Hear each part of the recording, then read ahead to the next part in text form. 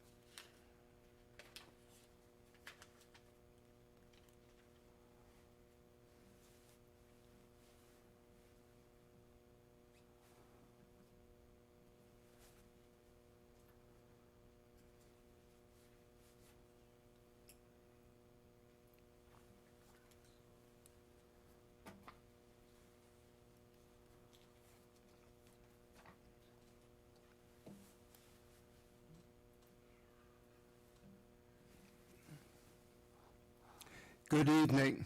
Welcome to the meeting of the Skokie Village Board for Monday, March the 15th, 2021. Until further notice, meetings of the Skokie Village Board will be held electronically, with a majority of village officials participating via remote access in order to comply with the State of Illinois gubernatorial disaster proclamation. Members of the public who wish to comment as to an item on the published agenda or to comment during public comments must submit their statement or question in writing to the village manager's office, and all properly submitted statements or questions will be presented and read during the relevant portion of the meeting.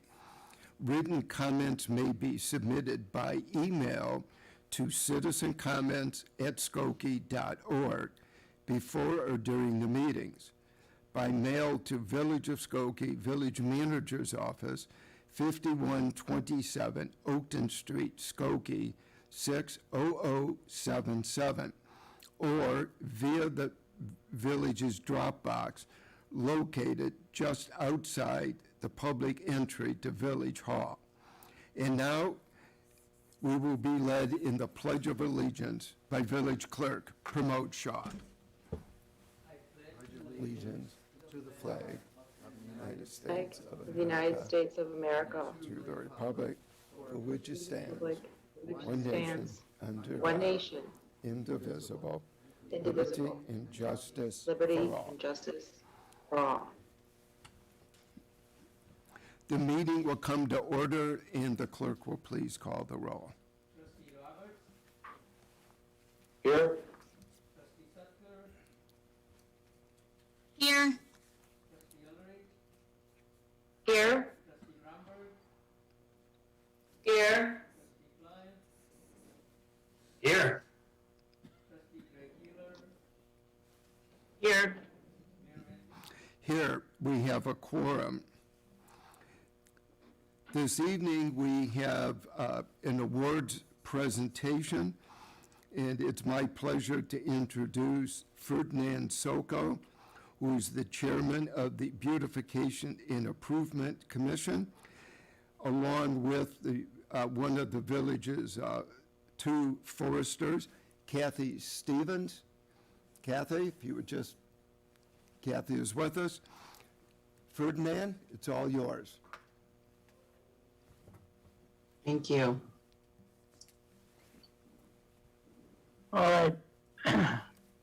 Thank you, Mayor, and good evening, everyone.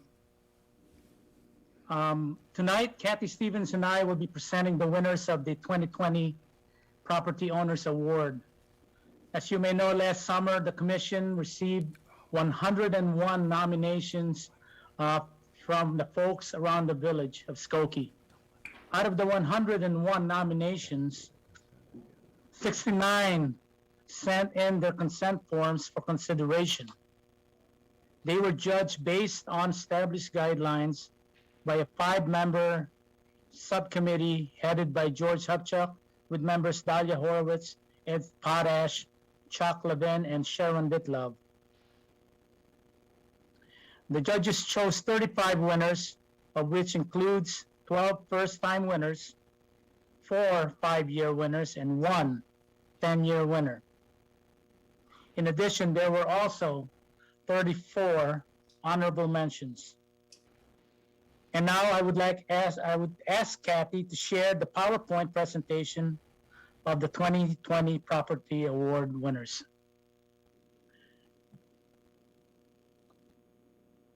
Can you see? Yes, the slide that's shown now is actually from last year's, I believe, Arbor Day celebration. Is that right, Kathy? Actually, it's from 2018. 2018, all right.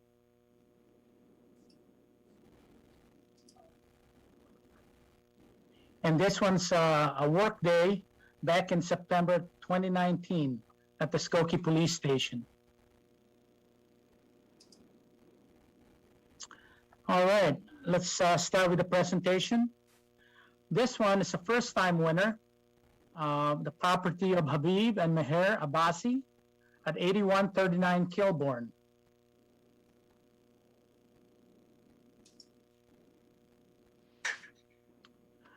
The next one's also a first-time winner, Mark Bickford and Kelly Costello. The address is 4317 Greenwood Street.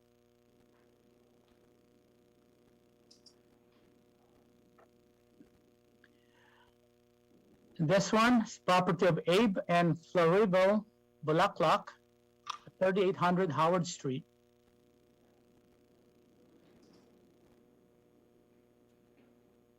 This one is also a first-time winner, Mary and Dan Balfin of 9042 Ewing Avenue.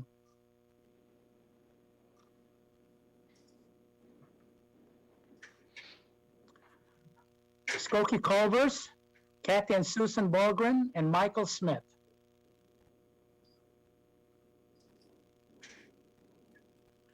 Another first-time winner, Chris and Sarah Cummins of 9432 Avers Avenue.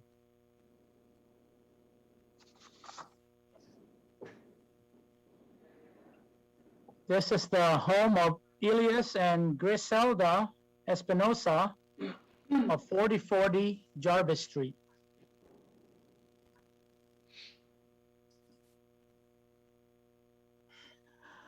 Next property is belongs to Jose and Maria Fernandez of 8449 La Trobe Avenue.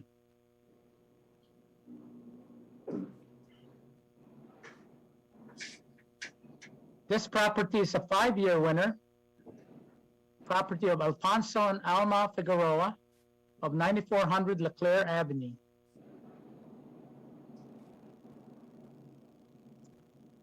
Next one is also a 5-year winner, Barbara and Robert Fulone of 9851 Cadwell Avenue.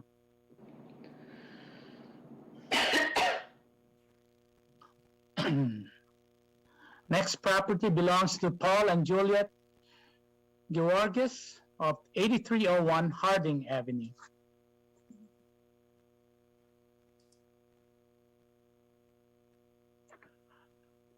Leodor and Gani Gonzalez of 5037 Brummel Street.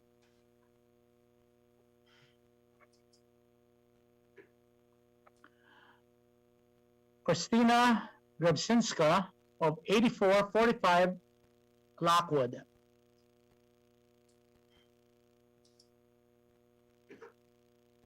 Next is Sheila and Sam Gross of 9006 Sleeping Bear Road.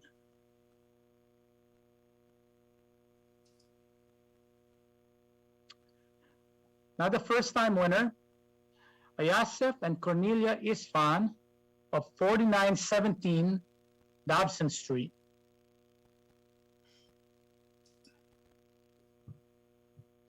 Next property belongs to Jim and Mary Jakolski of 8641 Karlov Avenue.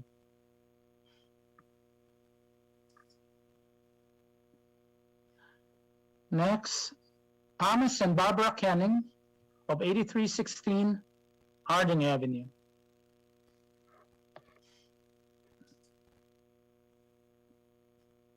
Leticia and Salvador Mancera at 8327 Cadwell Avenue.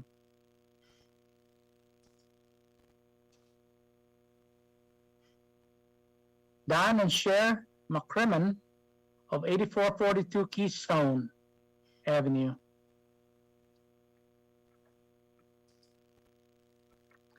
Now the first-time winner, the Millbrook Skokie LLC at 5215 Old Orchard Road.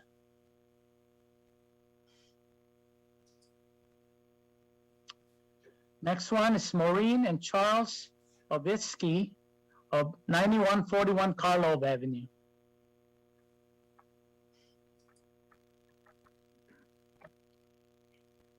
Josette and Mark Parisi of 8053 Colmar Avenue.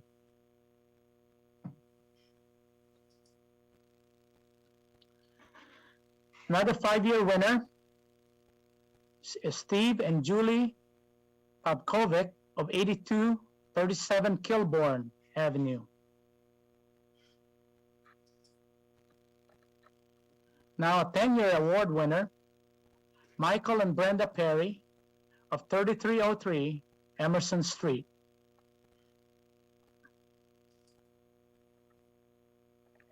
Next winner is Beverly Pines Kerr at 9226 Cadwell Avenue.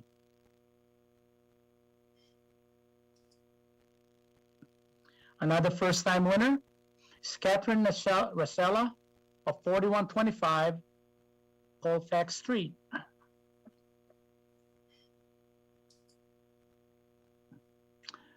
First-time winner, Doug and Chris Rower at 8445 Karlov Avenue. Another 5-year winner, congratulations to John and Lita Rosales, 8517 Grosse Point Road. First-time winner, Lourdes Solomon, 7811 Tripp Avenue.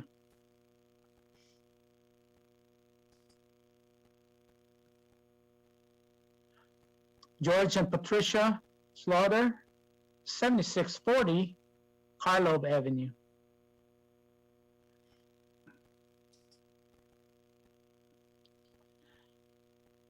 First-time winner, Rick Isaac and Linda Swartz of 63 Williamsburg Road. Another first-time winner, George Sabelli of 4535 Kirk Street.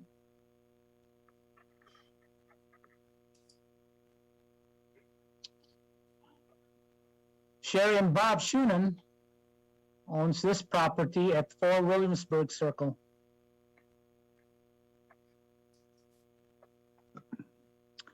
Now the first-time winner, Paul Templeman Holmes and Michael Connor at 5 Salem Lane.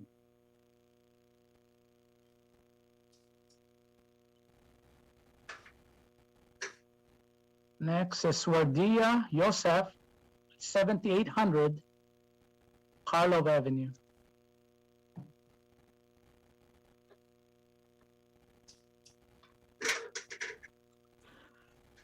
And now the screen you're looking at are the honorable mention.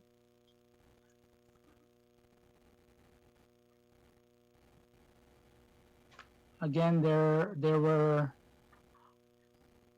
what, 34 honorable mentions there.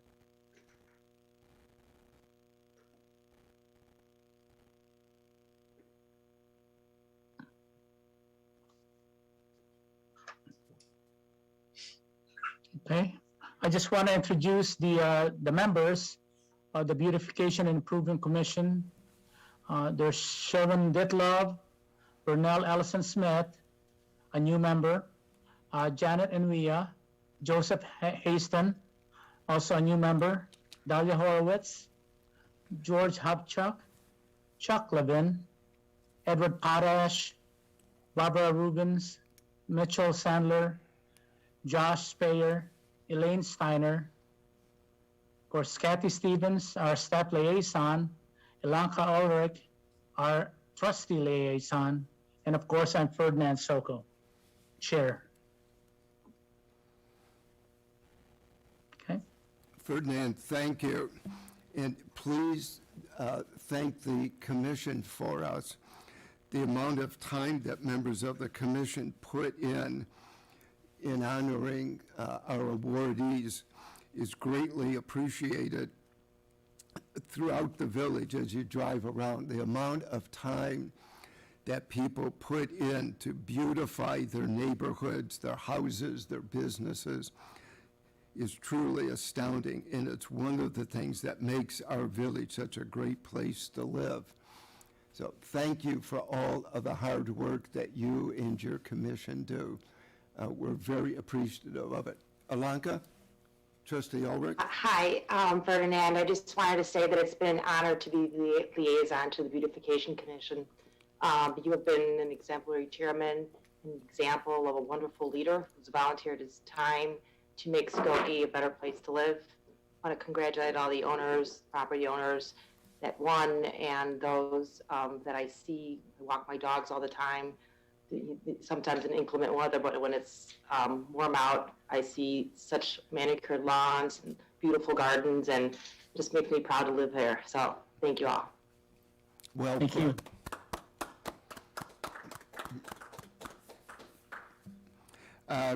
You'll have to excuse me, I overlooked one section on the agenda. I apologize.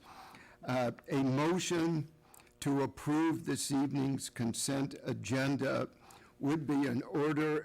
Trustee Roberts did ask that C on the village manager's report be removed, so that will be. Otherwise, a motion would be in order. Trustee Roberts, seconded by Trustee Klein. Call the roll, please. Trustee Roberts, Aye. Trustee Sutker, Aye. Trustee Eldridge, Aye. Trustee Bromberg, Aye. Trustee Klein, Aye. Trustee Gray Keeler, Aye. Mayor Van Dusen. Aye. The motion passes. Thank you all. Next report is our village manager, John Lockerbie. Thank you, Mayor Van Dusen and village trustees. Good evening, everyone. Item A this evening is regarding COVID-19 and the most up-to-date information. Our Health and Human Services Director, Mike Charlie, will be providing a presentation.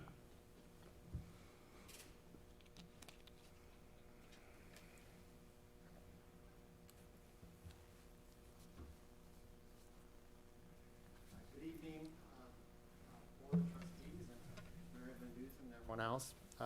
So I'm here tonight to give you another update on our COVID-19, what we're doing with COVID-19 here at the village and the Health and Human Services Division. So on the agenda tonight includes providing information and updates on the Skokie COVID-19 data.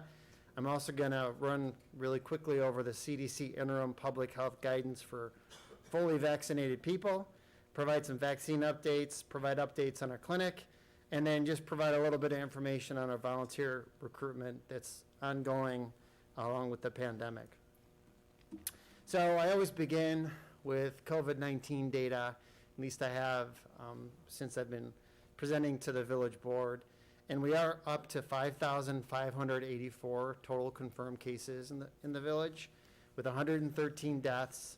Our average cases per day is about 10 cases, which is, certainly a lot less than it was in November again. And we've sort of seen the number of cases plateau over the last couple weeks, which is good and bad. I mean, certainly, again, we'd like to see the number of cases decrease. But as I'll show you on the next slide, I know in the past I've said that our case chart mirrors the state. And I actually have a comparison between the two tonight that'll show you sort of what I'm talking about. In regards to the Skokie positivity rate, it's at 2.71%. So it's been lingering around the 2% mark for a couple weeks now, which is good. I mean, again, certainly we'd love to see it decrease, but this is really the lowest positivity rate we've seen since the pandemic started. I think 2 times in the past we were right around 2%. But in general, we've seen our positivity rate decrease significantly, not only here in Skokie, but around the state. This is a comparison. The top chart is Skokie's chart since the beginning of the pandemic in regards to the number of cases we've observed per day. If you look at the Skokie one, in addition, it also has that orange line, which is our 7-day moving average. But certainly the one in the bottom is the state of Illinois. And you could literally transpose one on the other, and you'll see that Skokie is not an island. Skokie represents pretty much what we've been seeing around the state of Illinois. So what happens in Skokie and what happens around the state really impacts each other. And I think that as you saw the state closing, Skokie also closed down in regards to businesses and people moving about. And as you saw people mask, the state masked. So you see a very similar trend in data in regards to the transmission of the virus around the state. I did want to talk, within the last 2 weeks or so, the CDC came out with some interim public health guidance for fully vaccinated people, which I think would interest many people around the village and the trustees. So what they said, and this is something the state has adopted also, which is really good news, is fully vaccinated people in non-healthcare settings. So this might not apply to like people working at our long-term care facilities or otherwise, but people who are fully vaccinated can visit other fully vaccinated people indoors without wearing masks or physically distancing. You can also visit with unvaccinated people from a single household who are at low risk for severe COVID-19 disease indoors without wearing masks or physically distancing. This certainly doesn't mean that you can visit and have a party with 10 of your closest families. It means that you could visit one other family if you're already vaccinated, and they're saying that that's relatively safe. You can also refrain from quarantine and testing following a known exposure if you don't have any symptoms, which is really good news. That, what that prevents is people from having to take off of work, people having to quarantine at home and exclude themselves from others. It's certainly going to increase productivity around the state. When we are doing contact tracing events and they say, well, actually, I'm vaccinated. And then you tell them, well, you don't have to quarantine then, even if you were in close contact with someone who was sick, unless, of course, you get sick yourself. A couple other items from that CDC release is people still have to take precautions while in public. So I tease, and I don't know if I said this last time I was here, but I would love to get a T-shirt for every day of the week that says, hey, I'm vaccinated, and just walk around without a mask. That's not going to work. We're still expected to walk around the state of Illinois while at the grocery stores or out in public with our masks on. Wearing masks, practice physical distancing, and adhering to other prevention measures when visiting with unvaccinated people who are at increased risk of COVID-19 disease is still required. So, on a case-by-case basis, certainly if you're visiting someone who is going through cancer treatment or otherwise is immunocompromised, it's still safer to wear a mask even if you're fully vaccinated. And then the last thing is wearing masks, maintaining physical distance, and practicing other prevention measures when visiting with unvaccinated people from multiple households certainly rings true, and really isn't a change from what we had in the past. So, vaccine update. So I just want to remind residents that there's a lot of information on the Skokie COVID-19 website. There's a frequently asked questions, which gets updated routinely, at least several times a week, that answers most questions people have. People can also subscribe to the Skokie News by visiting Skokie's website. That comes out every Tuesday, and we try to add something new every week to that to inform the Village of Skokie residents. There's also the hotline people can call.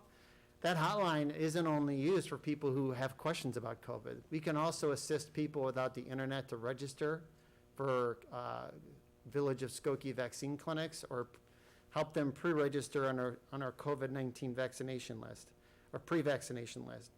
And then the final thing there, two final things, is you can also email us at that covid19@skokie.org. And then we're still encouraging people to sign up for our Skokie vaccine pre-registration list. What we found this last week is we're moving pretty quickly through that list, and we have been vaccinating people within the phase 1A and phase 1B part 1 phases using the tiered risk-based approach. The next phase is actually going to be phase 1B tier 2, and we're getting pretty close to that on our list. So we've almost invited everyone in our tier 1B part 1 to register for our clinics. So, which is really good news, because we're going to get to that next group, which is the 16 or 18 to 64 with underlying health conditions. In regards to the vaccine, we still, it's 3,750 doses we had originally delivered to North Shore University Health System. Just recently, we shipped out 200 first doses, and then we're working on 200 second doses to St. Francis Hospital. And I know the question might come up, well, why St. Francis Hospital? Well, the state actually had an extra 200 thawed Pfizer doses, and we couldn't accept them here because you have to use them in a really prompt manner, and we didn't have any clinics scheduled. So we actually shopped around, first went to North Shore, and then they ended up at that St. Francis actually had a Pfizer clinic, and they could use those doses the next day and the day they were delivered. So they ended up using those doses, which we certainly wouldn't have want them to go to waste. Again, doses that we're shipping out to the hospitals are not only being used for healthcare workers, but also for their clients at this point. The Moderna vaccine. So we are shipping vaccine to our federally qualified health centers. We've also administered approximately 12,000 total doses through the Village of Skokie clinics, about 6,300 first doses, 5,600 second doses. Can't stress this enough. We continue to vaccinate as soon as we get our doses. We're not holding them. We're not stockpiling them. There's no reason for us to save doses. And we're trying to get them out to the public as soon as possible. I did want to talk a little bit more about, we were able to get our hands on some pretty comprehensive data from the state in regards to how many doses were being administered to Skokie residents, not only by the Village of Skokie Health and Human Services Department, but also by all the other providers located in the state. And through yesterday, 16,479 Skokie residents had received at least one dose, or their first dose. That's 26% of Skokie residents. That's 33% of residents 18 and above. And the great news is that's 58% of residents 65 and above, a key demographic, because we know that people 65 and above have a far greater risk of dying from this disease. So we're going to continue as much as possible to encourage those members of our community at 65 and above to get the vaccine. Now, in regards to fully vaccinated, approximately 9,739 Skokie residents are fully vaccinated. That comes out to about 16% of our total population. I did want to throw this up here. I thought this was a pretty interesting pictorial that I found. What's the difference between the vaccines, right? I mean, we know there's 3 EUA-approved vaccines in the United States, and all the vaccines have shown to be highly effective in preventing serious impacts of the virus, including hospitalizations and death. The differences are primarily the dosage schedule and how they can be transported and stored, as shown in the top chart. You know, with Pfizer being the 2 doses, Moderna being 2 doses, and the Johnson & Johnson being the single dose. The peak effectiveness is saying that at those dates, after those doses, you are fully immunized. So certainly with the Pfizer, it's 7 days, Moderna 14 days, and Johnson & Johnson, it's 28 days after the single dose. And then how effective is each vaccine? I think people around the village and really around the country are asking, like, is Johnson & Johnson really effective, or is which vaccine is really the best? And again, most experts would tell you whichever vaccine you can get put in your arm, get administered by or to yourself, is the most effective vaccine. Certainly Moderna have a higher effective rate against all infections, but really the most important thing with these vaccines is how effective is it against death. And if you look at this chart, all 3 are 100% effective against death, which means that if you get this vaccine, you're 100% guaranteed not to die of COVID. And I think that's a number which we all can agree is really important. And then against severe infections, again, you know, I think anywhere from 75 to 100% for the vaccines is really amazing when you compare it to other vaccines that have been available throughout the years. These are really wonderful, wonderful products that each and every one of us should seriously consider accepting. Clinic update. So when I say the clinic is run very well, it's sort of, I know it's coming from my mouth to your ears. So I'm sort of biased, but I really think, I mean, we've had, I know Mayor Van Dusen and John Lockerbie, the village manager, can agree that we've got a ton of thank yous from the public, which we really appreciate. And that feedback is keeping us going and keeping the morale up with staff over there. We can process approximately 200 persons through the clinic per hour. It's actually right around 210 exactly people per hour. We have been operating our clinics on Tuesdays, Wednesdays, and Thursdays, but again, the limitation is the number of doses we're getting. Like this week, we're only operating tomorrow and Wednesday because we just don't have enough doses to go to a 3rd day at this point. If we did have enough doses, we would go to Thursday or Friday. Again, this equates to approximately 1,050 persons vaccinated in like a 5-hour period. Again, the single biggest limiting factor is just how quickly we can get vaccine. But I will say, and I want to make this clear, that if you look at it, I think I had said 16,000 people had received their first doses, or Skokie residents. 6,000, about 6,300 of those, I think, were from the village of Skokie Health and Human Services. So what that means is 10,000 people got their first dose somewhere else, which is amazing. And I think you're going to see that trend as we move along. I just heard today that there's a federal partnership with Walgreens and CVS where the feds have been shipping them vaccine directly. Well, now they're adding Walmart and Jewel and Osco. So instead of the state providing the vaccine, the federal government shipping directly to those businesses so that we can push out vaccine even faster. So I'm hopeful, although I think we're doing an awesome job, I'm hoping that with the vaccine doses increasing and it being distributed more widely, it's more accessible to people and that we share the load. And sooner than later, most people will have easy access to vaccine doses. Mike, if I could just stop you 1 second. On the Walgreens, Walmart, CVS, et cetera, the Walgreens and the others will do it in Skokie? Yes, I think the Walgreens in Skokie had administered right around 700 doses, 680 maybe, around 700 doses to date to Skokie residents.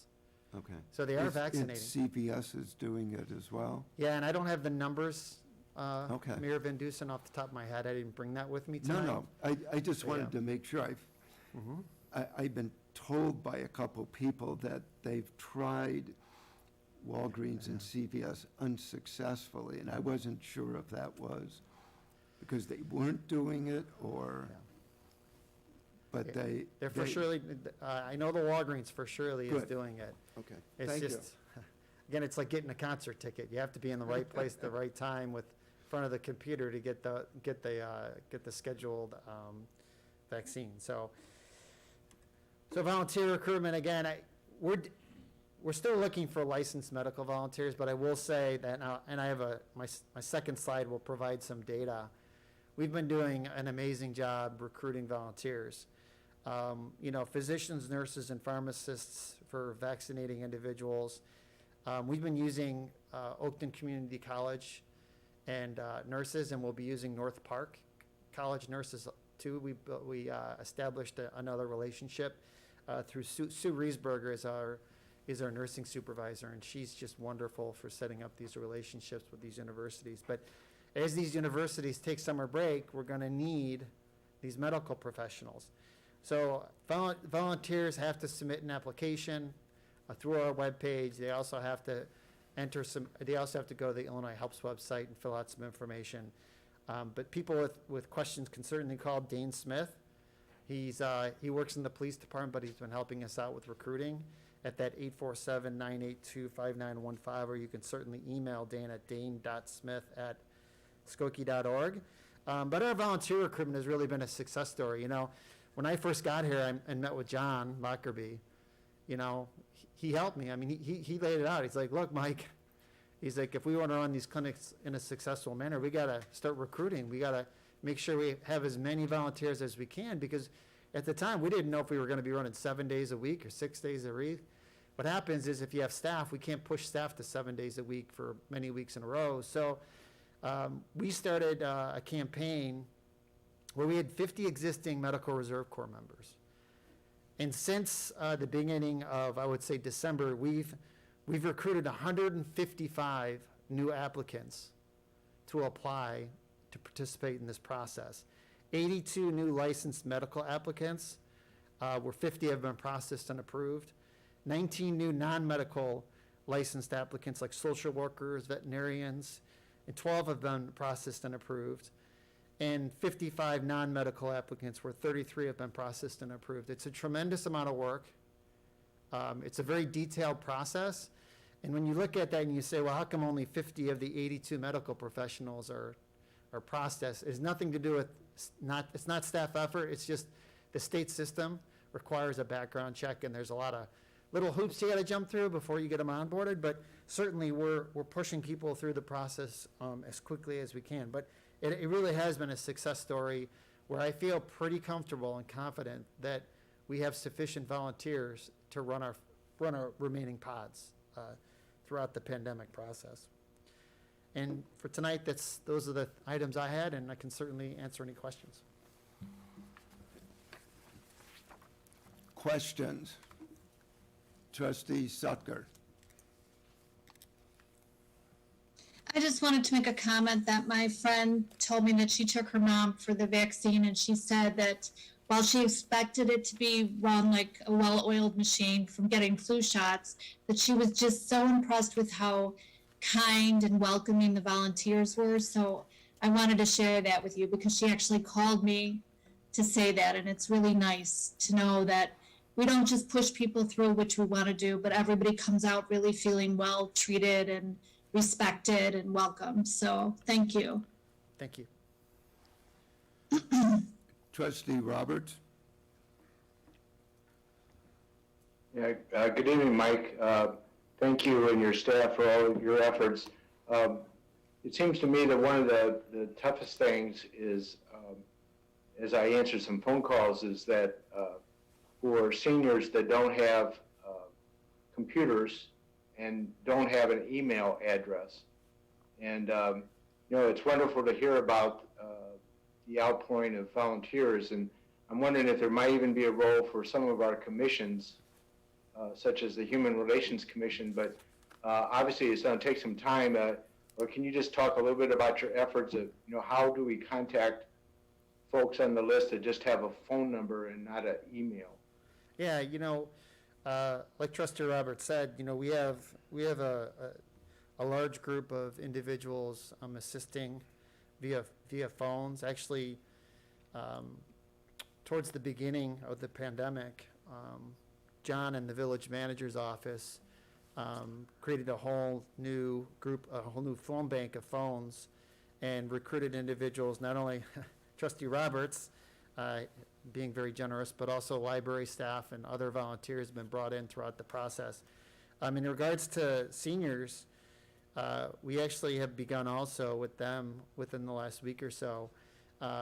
We actually grabbed the social service list we had of individuals, and we've begun calling them one by one, just to make sure that first to see if they have any questions regarding the vaccine, and also communicate them that we can hold their hand throughout the process and help them register, not only for the pre-registration list, but also for the vaccine process. And I don't know if everybody's seen, but just within the last couple business days, the state of Illinois came out with a number that's intended to help those individuals that don't have internet access find a vaccine clinic or help them register. So, and we've been doing that for months now. So, I think the state's kind of doing exactly what we've been doing for a while now.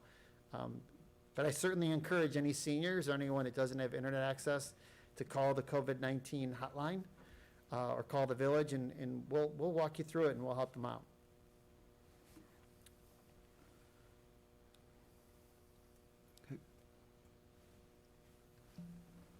Okay, Mike, thank you. Thanks, everyone. Keep up the good work. Thank you.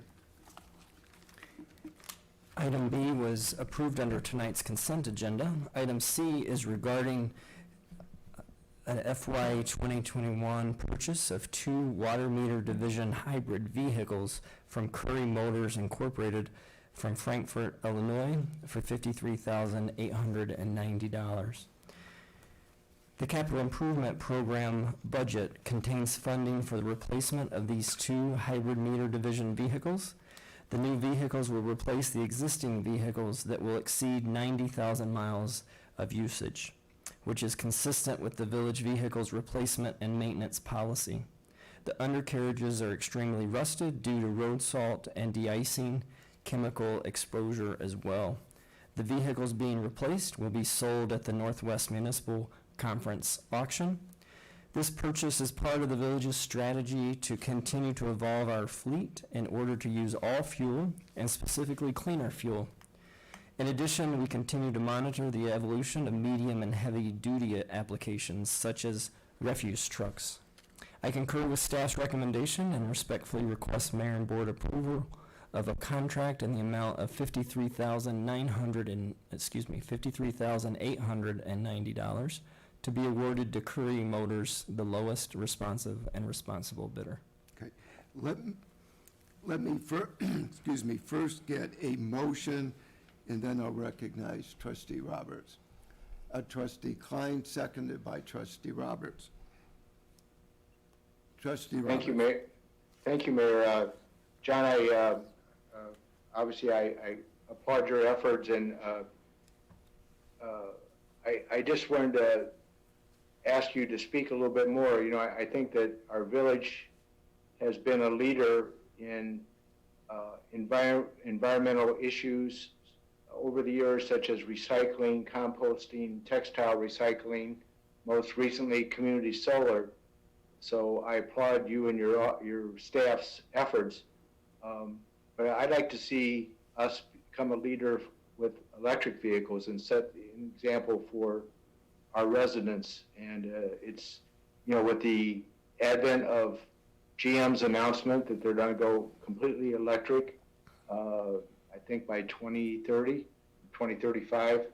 I think, obviously there's our heavy trucks, and certainly emergency vehicles and police vehicles may not be able to be electric, but it seems like many other vehicles in our fleet who just are used on a local basis around town, they aren't going long distances. There's no reason why with a smart policy we could start to replace gas-powered vehicles with electric vehicles.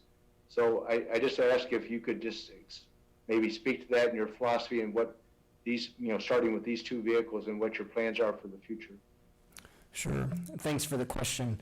And we agree with your philosophy. It's important for us to increase the number of cars in our fleet that are dependent upon electric and hybrid power.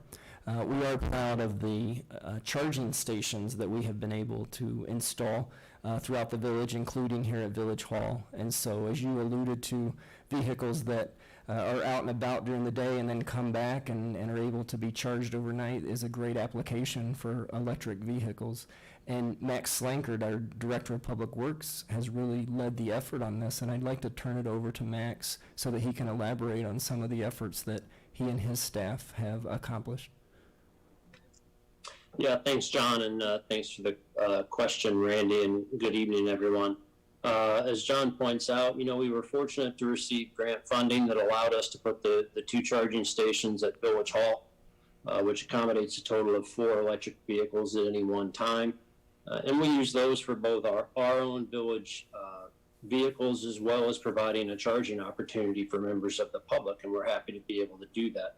And that is part of the equation that we have to look at in planning for, the future expansion of our fleet is obviously charging stations to be put into place as well, so we can build our infrastructure to support our own vehicles operations, as well as making it more and more available to the public. So that's certainly part of our plan. As you see with the item before you this evening for replacement of those vehicles were acquired in 2008.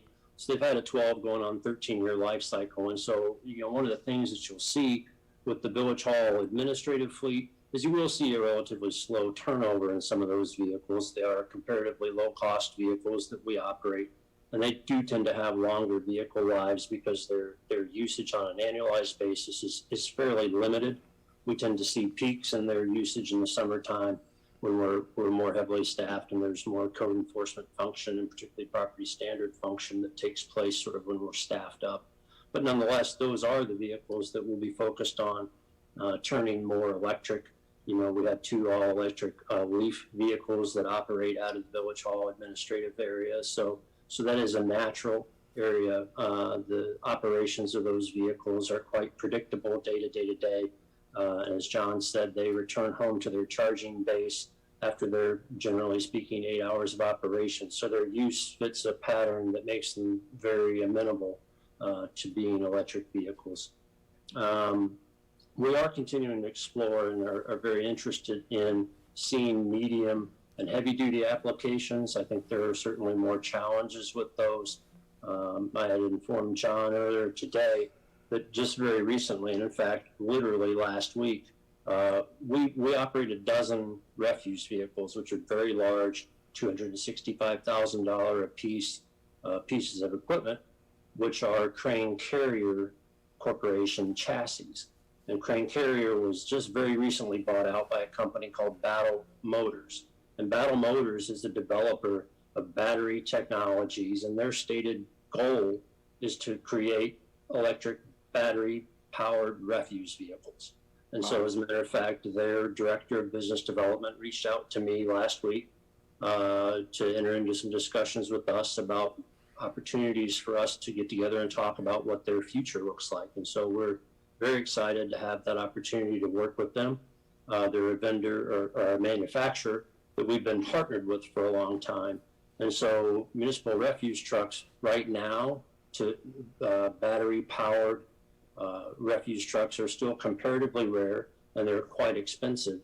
But for a municipal refuse truck operation, they fit some of those same usage patterns that do make them good candidates for becoming electric. They run an 8-hour route.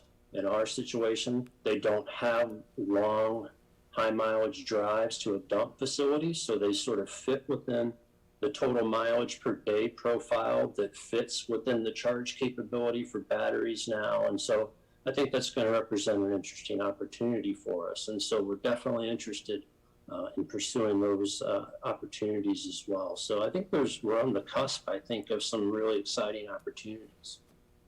Great. Thank you very much. I appreciate your efforts. Any other comments or questions?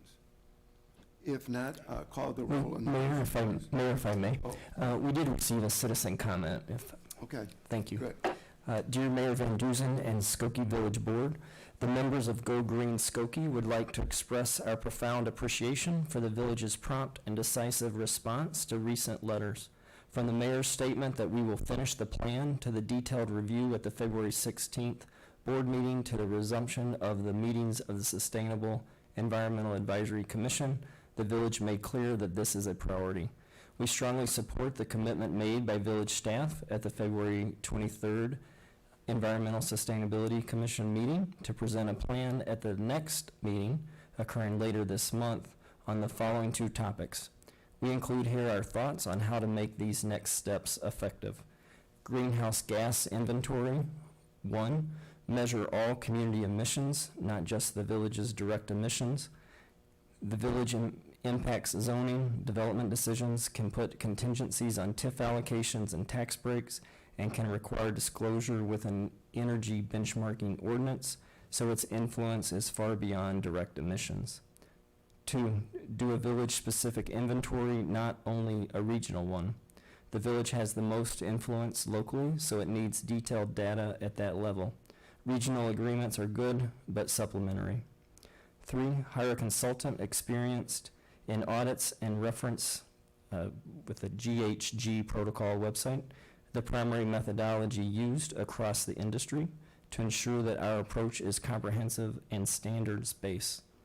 4, ensure the consulting agreement includes the generation of plans and metrics for ongoing monitoring. Second topic is renewed sustainability plan. 1, include specific targets for greenhouse gas emissions. Consider that a growing consensus says that the climate crisis requires that we achieve 100% renewables in our power generation by 2030 and a truly carbon-free society, including transportation, manufacturing, etc., by 2050. 2, actively engage community groups and the public at large in the planning process through public forums, solicitations of public comments, and collaborative discussions. 3, include an environmental justice component. Consider an analysis of land use versus demographics. 4, consider regular reporting on compliance with the framework document for the Greenest Region Compact, to which Skokie is a signatory. 5, consider signing the U.S. Conference of Mayors Climate Protection Agreement. We do realize that 100% renewable by 2030 and carbon-free by 2050 are daunting goals, but want to reiterate that they are the hope we have. We certainly will not meet goals like those with incrementalism or with a menu-based approach to sustainability. Only a deep commitment that includes a willingness to invest resources and to re-envision many aspects of our society can achieve those goals. But if we love our children and grandchildren, if we want to see humanity thrive on this earth, we must adopt goals that will keep our society in sync with what the natural world allows. We thank you very much for your ongoing commitment to sustainability, and we write this letter in the hope that many, many people may live full and joyful lives for many generations to come in this town we all love. In partnership, Go Green Skokie. I thought it might be helpful to share the following information. Mayor Van Duzen signed the U.S. Conference of Mayors Climate Protection Agreement in 2017 and has been an active participant since that signing. As we initiated our involvement with that, the mayor issued a lengthy and detailed statement. Although I will not read that tonight, I will share that with the Go Green group. And that completes the citizen comments. Thank you. Next item on the agenda is report of our corporation counsel, Michael Lorge. Thank you, Mayor. Good evening, trustees and everyone. Item A and B on my report were both approved as part of the... I'm sorry, don't we have to vote on the prior? Oh, I'm sorry. You're right. I thought we did. I apologize for interrupting. No. Thank you. Call the roll, please. Sorry. Trustee Roberts, Aye. trustee Sucker, Aye. trustee Ulrich, Aye. trustee Bromberg, Aye. trustee Klein, Aye. trustee Gray Keeler, Aye, the motion passes. Thank you. I'll commence again. Thank you, Trustee Roberts. Appreciate it. So items A and B were still previously approved as part of the consent agenda tonight at the beginning of this evening's meeting, and they were adopted at that time, and that concludes my report. Thank you. Thank you. And John, citizen comments. Thank you. My parents moved to Skokie in January 1957. I have lived in or near Skokie all my life, steadily since 1997, at various addresses, and currently back in the house I grew up in since 2007. Skokie was a wonderful place to grow up and is still a wonderful place to live. The library, the parks, the services are the best, and I still believe Skokie would benefit from independent elections. It does not seem kosher that party leaders are high-paid village employees and that one party has such a stronghold on our government.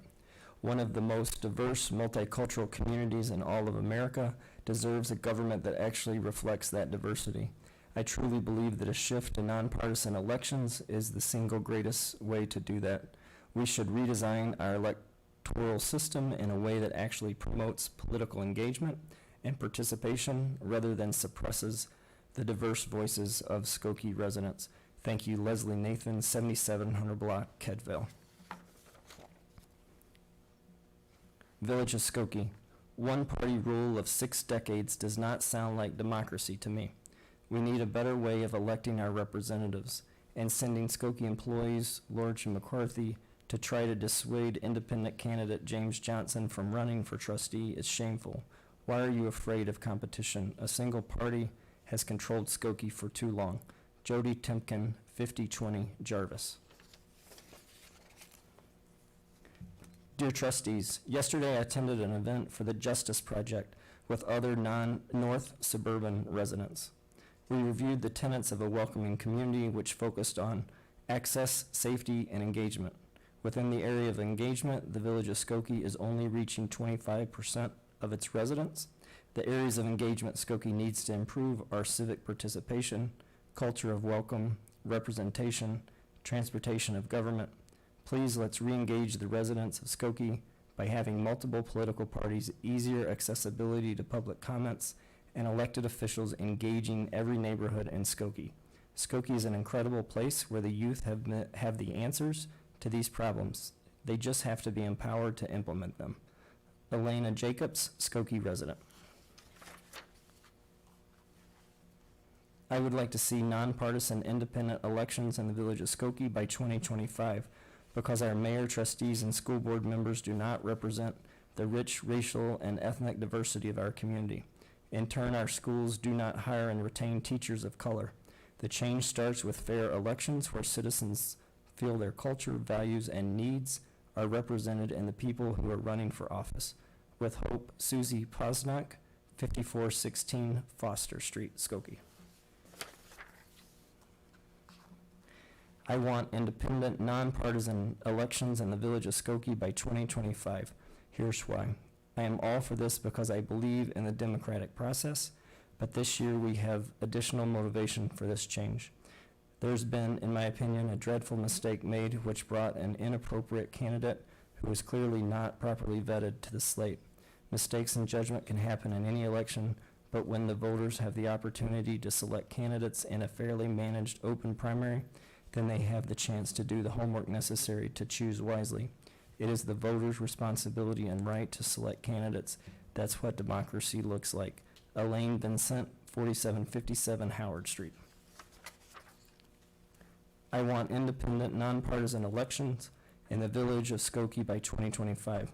The result will be more competitive races, higher voter participation, and a more functional government body that works more on coalition building than party loyalty.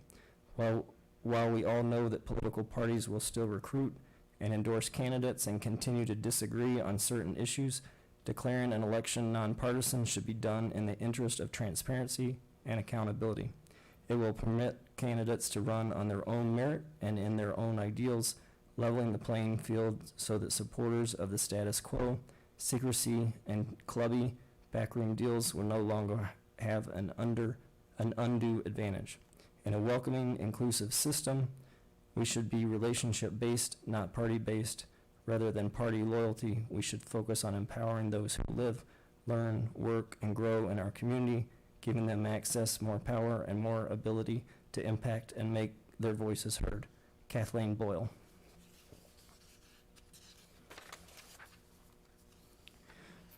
I want the village of Skokie to have independent, nonpartisan elections by 2025. We all prize the diversity Skokie has in its population, so why don't we have it in our village government?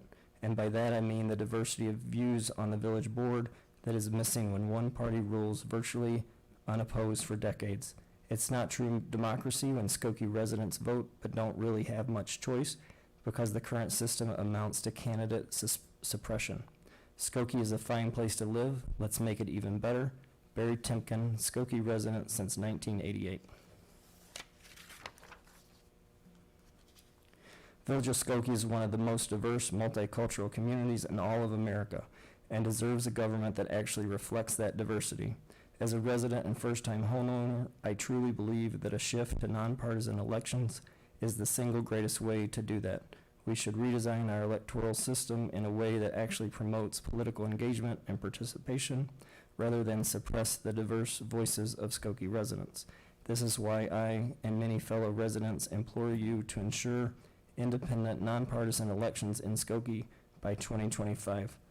Joe Cicito, Skokie resident.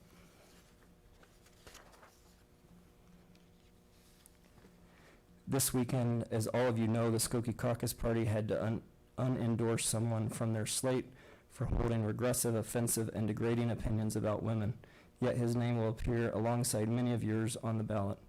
The obvious question that should emerge from this development is, why did the Skokie Caucus Party not vet their candidate for his opinions or do a basic search of his very publicly available social media post? But there is a deeper question to ask, one that may solve the root of this problem. What purpose does the Skokie Caucus Party serve? For 63 years, the Skokie Caucus Party has held all seats on our village board. For 20 years, we have not had another candidate for mayor. 3 out of the last 4 village board elections have been uncontested. And the result of this allogatorial rule is that voter turnout in the last election was 8.5% because voters know they don't have a voice in their government. The most blatant example of the Skokie Caucus Party oligarchy is when in December, Skokie Caucus Party leaders met with James Johnson, an independent candidate for village board, offering him a quid pro quo to dissuade him from running so as to maintain their stranglehold on the village board. This is a democratic travesty. The oligarchy of the Skokie Caucus Party is offensive of those of us who believe in democracy. That is why I'm calling on the village board to shift Skokie to independent, nonpartisan elections that are staggered rather than slated. The village must join every other municipality in Cook County and respect the will of voters and not just the type of backroom deals that have now given the misogynists a chance to represent the people of Skokie. I hope you all work hard to defeat the candidate who publicly shares jokes that degrade women, but I also hope you recognize that you are complicit in the system that created this problem. You can solve our democracy problem. Please support independent, nonpartisan, staggered elections in Skokie. Lewis Mercer, 4257 Oakton Street, number 2. Dear Mayor, Village Manager, Corporate Council, and Board of Trustees, I want independent, nonpartisan elections in the Village of Skokie by 2025. We are long past due for true democracy in our village. We can no longer allow a select group of individuals to have access and power to determine who our elected officials are and who sets policy for the village. The Skokie Caucus Party is not democratic or transparent. The SCP has held every elected office in Skokie since 1959. We have not had a new mayoral candidate in 20 years. 3 of the past 4 elections have been uncontested, and only 8.5% of registered voters in the village participate in municipal elections. This is an absolute shame. We should be encouraging participation and democracy and be a beacon for local politics, but SCP simply wants to remain in power and maintain the status quo. There are over 120 municipalities in Cook County, but none conduct their elections like the Village of Skokie. This is absolutely unconscionable. Our highly unusual electoral system at large partisan elections without midterms works to systematically discourage and disadvantage Skokie residents from running for office in the village. We even let our village clerk, who is in charge of running our elections, be a partisan representative. For all the talk of voting rights, early voting, and vote by mail, the SCP's stranglehold on government and politics has kept them in power and suppressed citizen participation outside party lines. It seems that the only way to have a chance at a position as a trustee is to trade political favors. To that end, we have seen how hand-selecting members of the current SCP slate without proper vetting has led to the uncovering of misogynist and sexist social media posts by Billy Hato. I'm glad the SCP has removed Billy from the slate, but it is too late to remove him from the ballot as early voting has already begun. It is quite possible Billy is still elected. What I want to see independent, nonpartisan elections in which the mayor and trustee positions are staggered, not up for election all at the same time. We should make it easier for residents to run for office and give voters more reasons to get engaged and vote. Participation and democracy make for a better village, not political power and corruption. For an example of how we can do better government and elections, we can look towards civic engagement in Evanston. The city of Evanston sees robust participation in which some areas have 50% turnout. Evanston's municipal elections are nonpartisan, divided into wards, and almost always contested.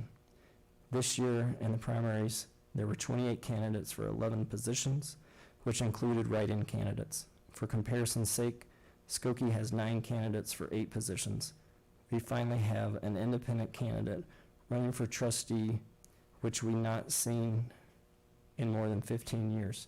Is that not troubling enough? It's not just about how well the services are, it's about how we have a hand in shaping the communities we live in. If Skokie is the village that welcomes everyone, honors our diversity, and does not tolerate hate, then the village must put its money where its mouth is and open up our elections and policy making to all voters. The secrecy and backroom dealings must end, or we're no better than the corrupt municipalities we often point our finger at and shake our head. Thank you, Matt and Jenna Timken, 8200 block of Karlov. Dear village trustees and Mayor Van Duzen, I would first like to thank you for your commitment to women and taking a strong stand against the misogynistic and reprehensible online presence of a caucus party candidate. I applaud you for removing your support for this candidate and condemning the sexist and shameful behavior unworthy of a political seat at the village level. Having said that, I believe what transpired with this candidate is just a symptom of a bigger issue present in Skokie politics. I'm requesting that we start taking a deep dive into the caucus party system as a whole and begin the process towards independent, nonpartisan elections in Skokie by next election cycle. The current system is non-democratic and gives our village residents no choices for village trustees except who is being presented to us by an unknown vetting process from village officials. On several occasions, I have witnessed incredible independent candidates run for the office of trustees only to be obliterated by the caucus party with financial backing. We are overlooking some of the most incredible talent and brilliant thinkers in our community for the benefit of a select few who want to maintain political power. That's not a democracy. Our community deserves to make their own choices. We don't want to be spoon-fed candidates from those within some non-transparent elite selection circle. While I believe we have a wonderful mayor, there's nothing wrong with having a challenged election. In fact, it is healthy for a democracy. We should welcome all who are willing to work hard to earn votes and encourage them to run for Skokie elected offices. The time for progress is now. Please commit yourselves to a more equitable political process for the benefits of all in our amazing village. Thank you for your time and consideration. Vicki Wolfinger. To Mayor Van Duzen and the Skokie Board of Trustees, I want independent, nonpartisan elections in the village of Skokie by 2025. Here's why. The current system in Skokie has led to a stagnation of our democracy. The Skokie Caucus Party has held all elected positions in Skokie since 1959. Having a party where Republicans, Democrats, and independents work together sounds almost utopian, but the problem is that elected party members don't engage in the healthy opposition that ensures accountability and keeps democracies alive. Instead, the party votes in unison 99% of the time. How can this be when trustees hold such widely different views? Perhaps this is because the party that runs together has to stick together. It's fundamentally problematic, and I think recent events have really brought this to light. But it's a problem that can't be photoshopped away. In fact, our democracy has already become so stagnant that only 8.5% of registered voters participated in the last election. This makes sense when you consider that the Skokie Caucus Party has run unopposed in the last 3 out of 4 elections. There's been no reason to show up when the results are a foregone conclusion. But this lack of engagement is a huge threat to our democracy. We need the diversity of our village to be reflected in elections, where we have many candidates to choose from who represent community members from many different backgrounds and with many different views. That's what democracy looks like. The current system makes it almost impossible for residents of Skokie to break through and challenge the entrenched party and the status quo. For this reason, I once again urge you to make the change necessary to ensure independent, nonpartisan elections in Skokie by 2025. Sincerely, Maggie Vandermeer, Mulford Drive, Skokie. Dear Skokie leaders, I hope you all are doing well. It is time to reform Skokie's political process. I urge you to abolish the Skokie Caucus Party politics in order to ensure that each community member has access to participate in the democratic process of nomination, representation, voting, and running for office. I look forward to a Skokie that is divided into wards and electing members from each ward to serve our community. There are many kids in Skokie that also need access to camp. Black and brown kids with working parents need scholarship, free access to the Skokie camps. Please consider reserving slots for children with parents that work full-time and lower the price of the camps. Every kid should have access to an affinity group while attending camp. Unfortunately, my daughters are usually only Unfortunately, my daughters are usually the only or one of 2 black children present at camp. The children that attend camp should be representative of the children that live in our community. Thanks for your attention to these matters. Sincerely, Jasmine Savagala.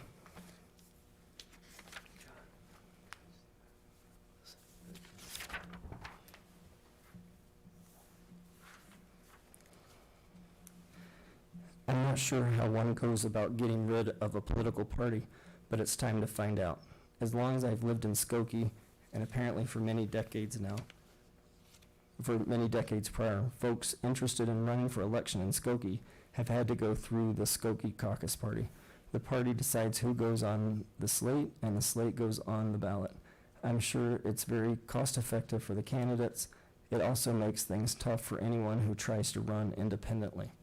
Further, when voters ask position questions of Skokie Caucus Party candidates, the answers tend to be non-answers. Instead, candidates state that the party will make decisions as a group.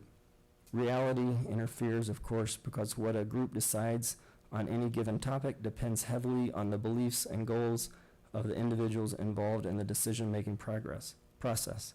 If citizens can't find out what those beliefs and goals are, of what value is their vote? The end result of this structure has been a group of people who essentially self-elect. In fact, 2 members of the party are also paid employees of the village, which means they've used their party position to make money. We need look no further than Michael Madigan to see the problems inherent in this situation. So let's start the conversation. Skokie voters have a right to a vote that means something. How do we get rid of the Skokie Caucus Party? Catherine B. White, 5001 Goff Road. I want independent, nonpartisan elections in the village of Skokie by 2025. The citizenry is not at all engaged because year after year, There's one party that controls who is on the ballot, who vets these people, our own village employees who are also party officials. There are no checks and balances then on our paid people. 8% of residents voted in the last election. This is shameful. Independent elections could help increase citizen engagement. Thank you. Judy Mendel, 24 Williamsburg Terrace, Evanston.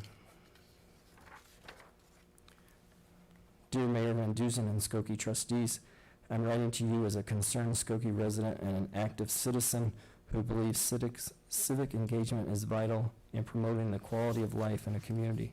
Through civic engagement, residents take an active role through voting and volunteering whilst developing and using knowledge, skills, and voice to cultivate positive change in a thriving community. Isn't that what Skokie should strive for?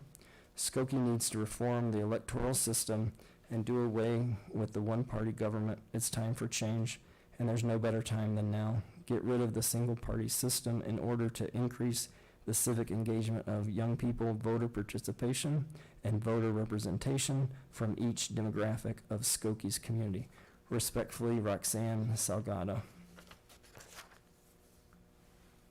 Dear Mayor Van Dusen and Skokie Village trustees, I hope this meets you well. I first would like to thank you for the important steps you have taken to continue to make the Skokie community a more safe, welcoming, and equitable place to live by. The recent commitment to implement body cameras for each officer to utilize during each encounter with a civilian. This measure is one step towards actualizing the village's commitment to best policing practices and your very own commitment to the 8 Can't Wait pledge, whereas Skokie was only adhering to 2 of the 8 policies. In addition to policing practices, I am asking that the following take place in relation to housing and living experience equity in Skokie. Housing assistance due to a pandemic is not just rental and mortgage payments and utilities, but also takes into account parking policies, access to district activities, and fair school and busing fees. A parking ticket currently doubles after 15 days of no payment. What kind of stay can you implement on such high ticket prices that are disproportionately given to those in apartment buildings? Additionally, as Park District summer program prices have increased by exponential amounts, can you ensure that the prices are dropped to accommodate those who work full-time? Each Skokie child should have the opportunity to enjoy and grow in the wonderful programming of our community. Additionally, school and bus fees are different in each district. How can you partner with each school to create fees fair to the varying incomes of the families? And lastly, another important component of community viability are elections. Implement independent, nonpartisan elections. We are living in exciting times when voter accessibility and representation in government are increasing around our nation, but with contestation by those trying to maintain the status quo. When I moved here a few years ago and heard about the one-party system that is entirely unique to Skokie, I was incredibly disheartened, as this creates a precedent of control by a few. I am happy to hear from each candidate as they run on their own ideals and values rather than the single parties. Should not each candidate election have multiple candidates? Instead, the single-party system of a few, selected by a few, decides the values and policy for all of Skokie, an incredibly diverse population. Let's get rid of machine politics and good old boy structures. Why shouldn't I have a voice and choice in who represents my interests as a tax-paying resident? I would love to teach my young daughters about true civic engagement and democracy here in Skokie. You don't need to look far to see the evidence of democracy. Evanston recently celebrated an incredible increase in voter turnout, 50% participation, compared to Skokie's only 8.5% from last election. What are the demographics of those who vote and those who don't in Skokie?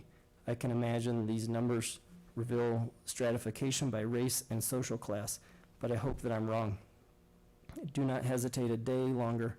Get rid of the single-party system in order to increase civic engagement of young people, voter participation, and voter representation from each demographic of Skokie's community.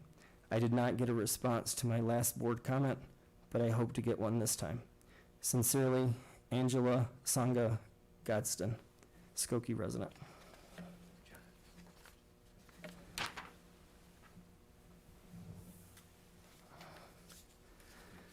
Dear Village Board, I am concerned about the anti-democratic nature of our village elections, and I urge you to take action to engage all of our community members in our democracy.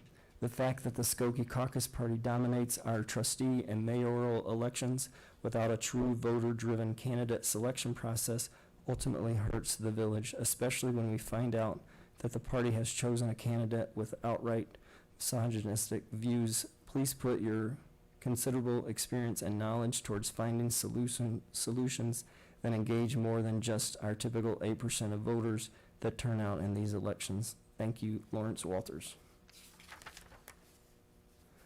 I want independent, nonpartisan elections in the village of Skokie by 2025.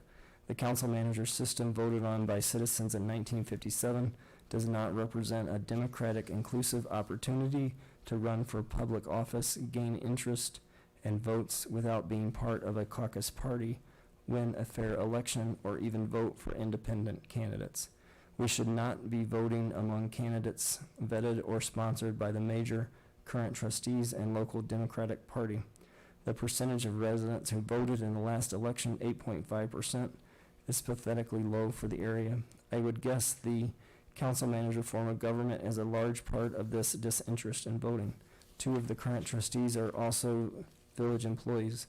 There has to be room for new ideas and people who would bring diversity in age, class, race, economic status, profession, etc., to better reflect the community's population and interests. Please work toward an independent, nonpartisan election process to encourage more people to campaign, win, and hold office and vote. Thank you, Sarah Truly. Mayor Van Duzen and the Skokie trustees, I'm writing tonight because I want independent, nonpartisan elections in the village of Skokie by 2025. It's high time we change the way we do things here in Skokie, and being able to vote for individuals as opposed to a group as a whole like the Skokie Caucus Party will help changes happen much more rapidly. Our government should reflect how diverse Skokie is, and I believe by doing this, it will promote more political engagements of our community as well as participation to go vote. Please consider making this change ASAP. Thanks. Nicole Reynolds. Dear Mayor Van Duzen and Skokie trustees, I am writing tonight as a longtime Skokie resident that wants to thank you for the commitment to implement body cameras. This measure is one step towards actualizing the village's commitment to best policing practices and your very own commitment to the 8 Can't Wait pledge, whereas Skokie was only adhering to 2 of the 8 policies. Another important component of community viability are elections. Implement independent, nonpartisan elections. We're living in exciting times when voter accessibility and representation in government are increasing around our nation. But with the contestation by those trying to maintain the status quo every voting cycle, I look forward to hearing from each candidate as they run on their own ideals and values rather than the parties controlled and dictated by a few. Should not each candidate election have multiple candidates? Instead, the single-party system of a few selected by a few decides the values and policies for all of Skokie, an incredibly diverse population. Let's get rid of machine politics and good old boy structures. Why shouldn't I have a voice and choice in who represents my interests as a tax-paying resident? Evanston recently celebrated an incredible increase in voter turnout, 50% participation, compared to Skokie's only 8.5% from last election. What are the demographics of those who vote and those who don't in Skokie? I can't imagine these numbers reveal stratification by race and social class, thus proving a system of maintaining the status quo and eliteness. Get rid of the single-party system in order to increase the civic engagement of young people, voter participation, and voter representation from each demographic of Skokie's community. We want independent, nonpartisan elections in the village of Skokie by 2025. Thank you, Monique Cooley Hicks. Good evening. I'm writing tonight because our village is experiencing a moment. These moments are precious, scary, and important. In this moment, you, the trustees, mayor, and village staff have the power and capability to make the lives better for so many of our residents. Times are changing and powers are shifting, and yet you, the Skokie Caucus Party, still believe that you have a right to the amount of power you hold so tightly. It has become clear to many of us that political power will not be freely given to people working to dismantle systems of oppression. That kind of power would need to be built, and so we are. Building our power means supporting and giving power back to the voices of the many. It means continuing to work to get money out of politics and putting passionate, dedicated, working people in. Political issues are personal issues. When we're fighting for housing rights, for health care, for labor rights, for free and fair elections, free from political parties that pillage and plunder, we're fighting the everyday people's chance to thrive. Our electeds need to not just reflect us, they need to have lived our lives and walked in our shoes. This needs to be more than a job for them. This needs to be about the advancement of our values and the fight for our right to prosper. It's beyond time for you all to take a really hard look at what you've done here, who's benefited, who's silenced, who's left out. If you're having trouble, our people, the working people, the BIPOC people are oppressed, are happy to show you. And finally, I'm not asking you nicely like the model minority you would prefer to hear from. I am telling you, give us a representative government by way of a city council system so that all parts of Skokie are represented through alder people and wards, not just the areas zoned for single-family homes, and give us free and fair elections, free from one monopolizing power that held power longer than I've been alive. We won't be silenced, not any longer. Don't miss this moment.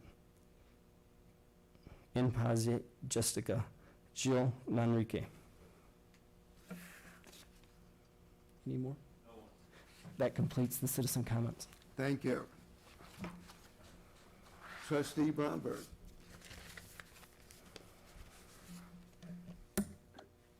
Motion to adjourn. Thank you. We are adjourned.